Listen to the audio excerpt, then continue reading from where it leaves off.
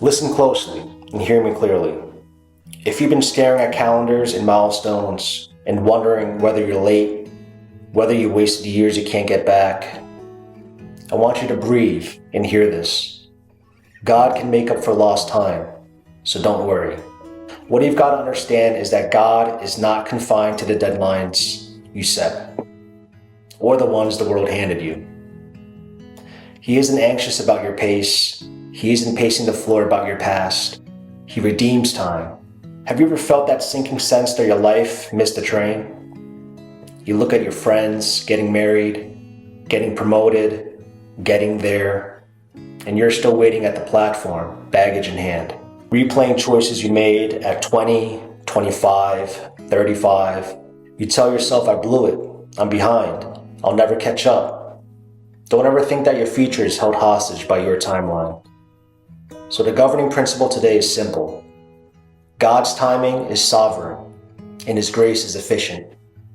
He wastes nothing and restores everything surrendered to Him, everything. Whatever the case may be, you know the scenes. You skipped a degree, and now the job postings intimidate you. You walked away from a healthy relationship, and now your heart aches at every engagement photo. You drifted from your son or your mother and wonder if the gap is permanent. You launched a business and it flamed out fast, leaving bills and a bruise on your confidence. These are real, they hurt, but they're not the end. This is not lost time. This is not a waste. This is not proof that you're defective. This is not the universe punishing you. This is not God ignoring you. This is preparation, perspective, and positioning for what you cannot see yet. You see, when you let God narrate your story, the chapters you call detours become doorways. All you've got to do is respond, honestly, humbly, today. Lay it down, take your hands off the wheel, tell God I've released the path I built in fear, and I received the path you set in love. Now that's alignment. Surrender is not resignation, it's recentering. So as you release control, your mind clears, your spirit steadies, your next step becomes visible enough to take. Listen, you're not the first to feel behind, and you won't be the last. We all battle the comparison trap. We all measure our chapters against someone else's highlight reel, and our heart speeds up because we think we're late to our own lives. But lateness is a concept tied to clocks. Calling is tied to God. He's never late. He's never rushing. He's always right on time, forming character in a dark room before He brings you into the light. So do not compare your pace to theirs. Do not despise small beginnings. Do not conclude that a closed door means a closed destiny. Do not rename yourself by yesterday's mistake. Do not narrate God's silence as God's absence. You know, your brain rehearses what your mouth repeats. So I want your heart to hear it again and again. Do not hand your joy to the idol of someone else's life. You will see doors open that you didn't knock on. You will repair relationships you thought were permanently fractured.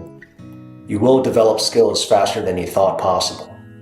Because experience, hunger, and humility accelerate growth.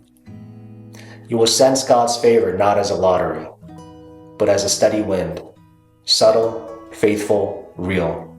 You will watch Him redeem the very years you resented, folding them back into the story as wisdom and compassion. That's restoration. Now here's the challenge, and I want you to receive it with both hands. Stop shrinking God to the size of your schedule. Stop treating the Creator like He has to squeeze into your spreadsheet. Stop boxing the infinite into your estimates of what's realistic by Friday. You are loved by a God who multiplies loaves, stretches oil, and sets appointments you didn't schedule. If He can raise the dead, He can revive a timeline. And you may ask, what if I already wasted it? But have you ever considered that the time you call wasted is the soil where discernment, empathy, and resilience were planted?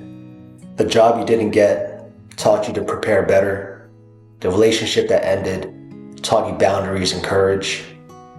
The quiet season trained your ears to hear whispers instead of just shouts. In God's economy, nothing surrendered is ever thrown away. It is reassigned. So now I want you to identify the heaviest thought that sits on your chest at night.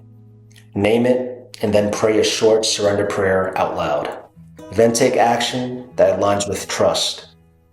Small steps do compound. And finally, replace your comparison habit with one gratitude habit. And as you do, expect the cadence of your days to change. Expect momentum.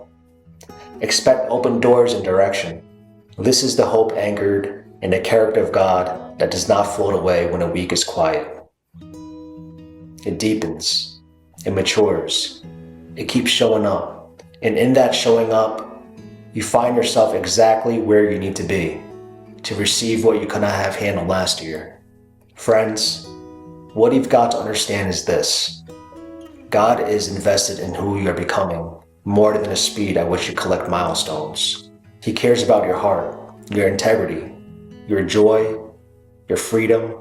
The reason He redeems time is not just to make your life shiny. It's to make your life a testimony, evidence that grace is transformation.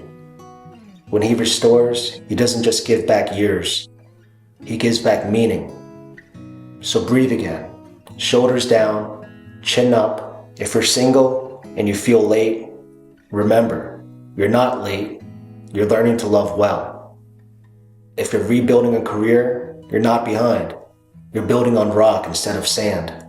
And if you're healing a family rift, every honest conversation is a brick in a new bridge. It's going to work out for your own good and for His glory. Because God is good, and He is with you, and He knows the way. So whatever the case may be, determine your next faithful step before this day ends. Pray the surrender prayer, walk the block, and talk with God right now, not tomorrow, today. Not when you feel ready, but when you choose trust. And as you do, watch what happens to your sense of time. The pressure lifts, the peace rises, the path clarifies. This is not lost time. This is not a waste. This is redeemed territory waiting for your yes. So shift your mindset from comparison and regret to trust in God's timing. Then take the step that matches that trust. Pray, reconcile, and move on forward. I'm cheering for you. I believe in what God is doing in you. I'm Justin G. Love you all. Talk soon. Peace.